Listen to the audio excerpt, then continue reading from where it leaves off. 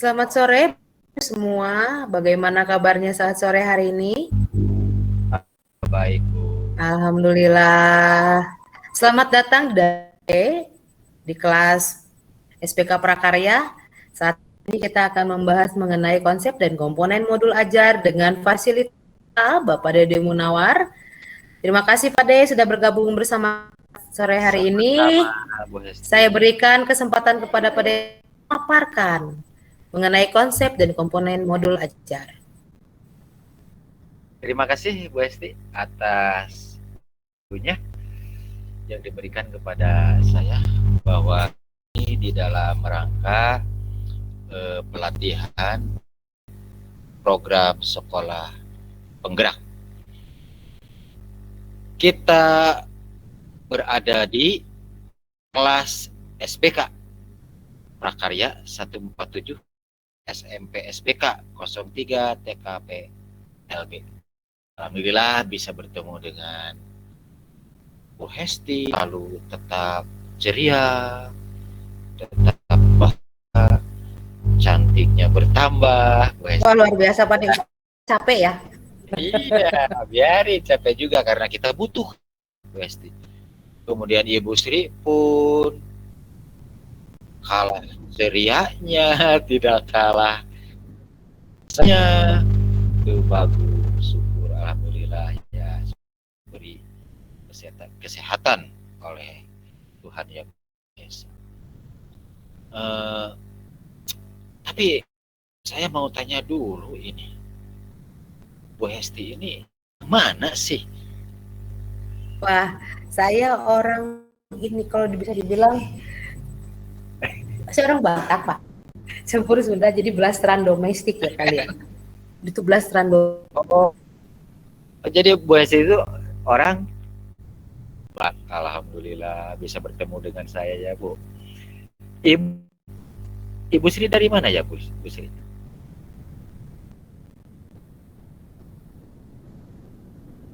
Padang. Ya Padang dong.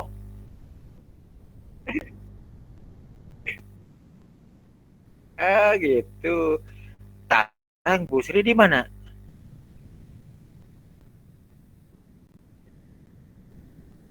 Oh, oh gitu. Kalau Bu Hesti di Cianjur. Ya, saya di Cianjur Pak, tepatnya di Ciranjang tempat tinggal saya. Oh ya, ya ya. Terima kasih ya. Oh sekarang dengan program ini berada di Bogor ya, posisi. Ini saya nanya ini kan kita ini berbeda ya, Bu Hesti, Bu Sri. Akan tetapi kita semakin lama semakin dekat. Suku, agama tidak apa tidak menjadi jarak untuk kita. Inilah yang disebut dengan kebijakan global, bahwa kita sebagai Indonesia harus menerima perbedaan. Gitu ya. Kita agar supaya lebih dekat mengenal mengenal Ibu Sri, alhamdulillah. Baiklah, akan membahas mengenai konsep dan komponen modul ajar. Di pengertiannya mengenai modul ajar adalah merupakan satu bentuk bahan ajar yang dikemas utuh dan sistematis. Kenapa sistem? Nah, membuat modul ajar itu harus betul-betul sistematis dan melihat kondisi. Kemudian memuat seperangkat pengalaman belajar yang dan didesain untuk membantu peserta didik menguasai belajar yang lebih spesifik. Kemudian tujuannya Bu Hesti, Ibu Sri, Kenapa saya bahas dulu pengertian, tujuan agar supaya kita lebih memahami, kita bisa menyatukan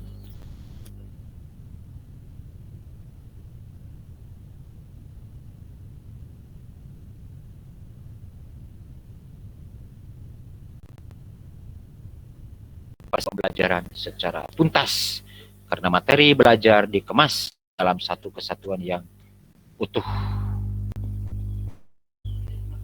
Itu ya. Kemudian konsep ajar saya akan bacakan sebagian saja, ya Ibu Sri, karena mengingat durasi ini sudah lelah sebetulnya ya. Konsep modul ajar ini diantaranya modul ajar adalah sejumlah alat atau sarana metode atau petunjuk pedoman yang dirancang secara sistematis dan menarik. Ini mengapa bahwa modul ajar itu adalah dikatakan petunjuk, pedoman, dan harus sistematis dan menarik. Karena modul ajar itu adalah berkonsentrasi terhadap anak didik. Nah, di sini katakan bahwa modul ajar itu diusahakan ya, diusahakan menarik. Kenapa? Karena kalau modul ajar tidak menarik, orang, mana mungkin anak bisa ada untuk belajar. Itu maksudnya ya. Jadi anak dimotivasi dengan modul ajar yang menarik agar supaya anak lebih tinggi minatnya di dalam belajar. Kita langsung saja ke guru perlu memahami konsep mengenai modul ajar. Proses pembelajaran lebih menarik dan bermakna. Nah, ini di dalam konsep modul ajar tetap itu ditekankan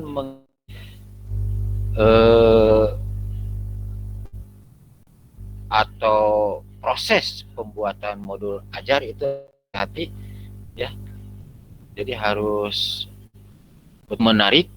Kenapa? Karena modul ajar sebuah rencana, sebuah dan modul ajar juga itu adalah sebagai untuk pencapaian pembelajaran.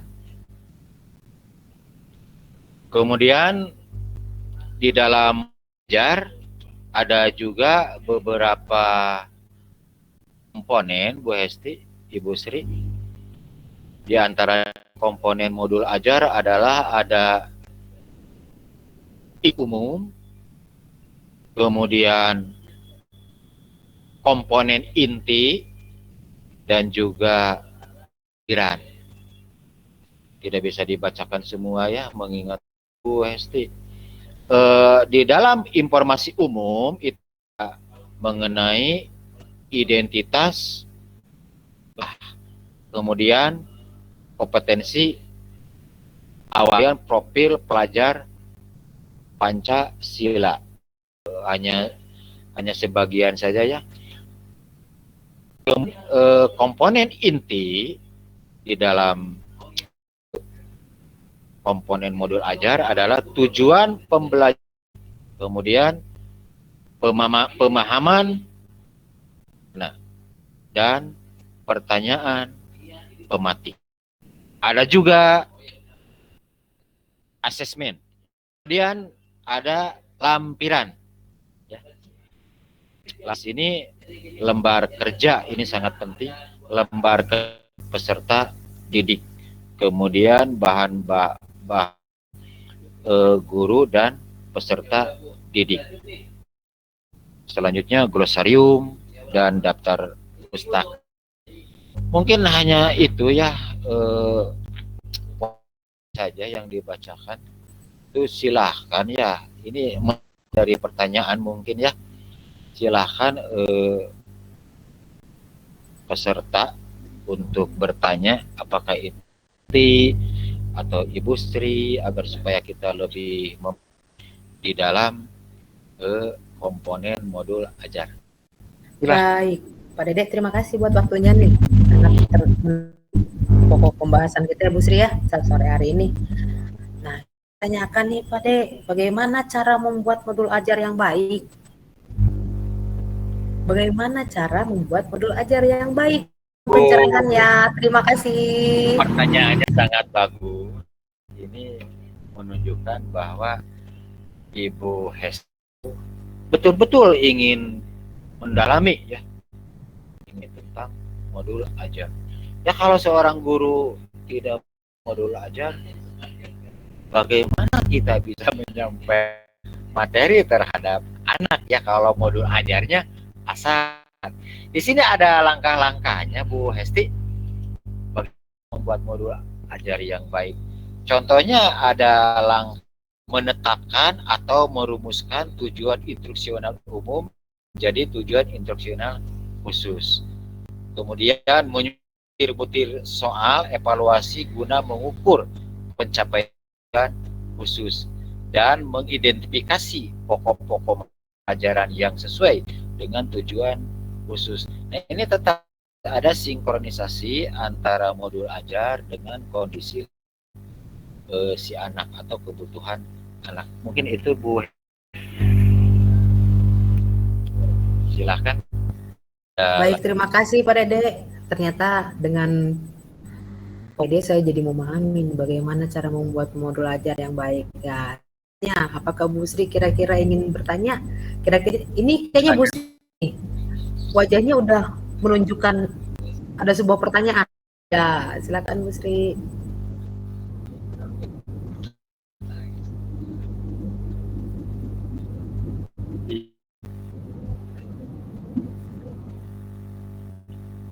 Enggak, Bu Sri. Tidak juga lebih, akan tetapi modul ajar itu lebih berkonsen terhadap kebutuhan anak gitu. Ya. Lanjut Bu Sri, silakan. Ya.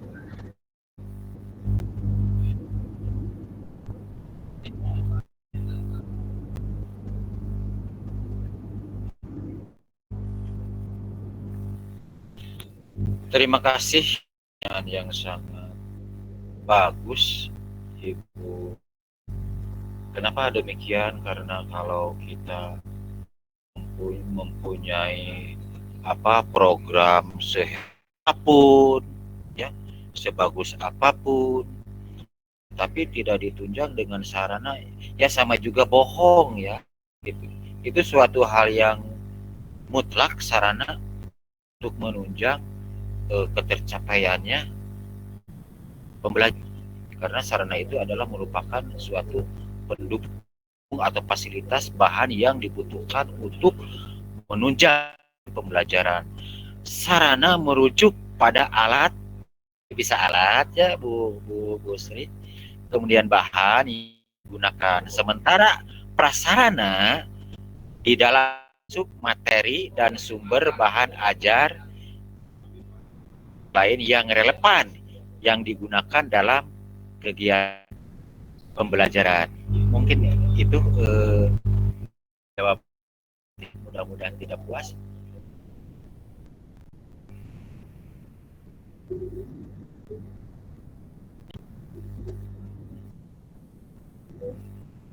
Terima kasih Bu Hesti, Bu Sri. Ya.